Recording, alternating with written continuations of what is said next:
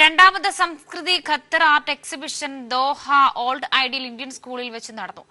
ഖത്തറിലെ ഇന്ത്യൻ പ്രവാസി ആർട്ടിസ്റ്റുകൾ വരച്ച 150ഓളം ചിത്രങ്ങളാണ് പ്രദർശിപ്പിച്ചത്. Norka roots chairman CV Rappai art exhibition ഉദ്ഘാടനം ചെയ്തു. ഖത്തറിലെ ഇന്ത്യൻ പ്രവാസി സമൂഹത്തിലെ വിവിധ സംസ്ഥാനങ്ങളിൽ നിന്നുള്ള 60ലേറെ കലാകാരന്മാരുടെ വൈവിധ്യങ്ങളായ 150ലേറെ ചിത്രങ്ങളാണ് രണ്ടാമത് സംസ്കൃതി ഖത്തർ ആർട്ട് എക്സിബിഷന്റെ ഭാഗമായി പ്രദർശന നഗരിയിൽ കാണികൾക്കായി ഒരുക്കിയിരുന്നത്.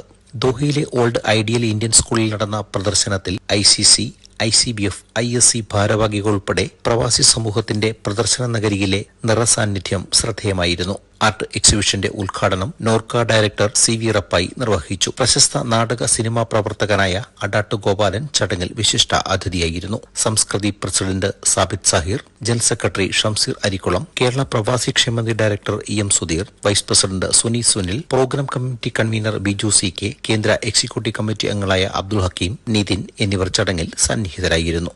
ലഹരിവിരുദ്ധ ക്യാമ്പയിന്റെ ഭാഗമായി സംസ്കൃതി ഖത്തർ സംഘടിപ്പിച്ച പോസ്റ്റർ രചന മത്സര വിജയികൾക്കും ആർട്ട് എക്സിബിഷൻ ആർട്ടിസ്റ്റുകൾക്കുമുള്ള സർട്ടിഫിക്കറ്റുകളും ഉപഹാരങ്ങളും ചടങ്ങിൽ കൈമാറി. Kairali news, Qatar.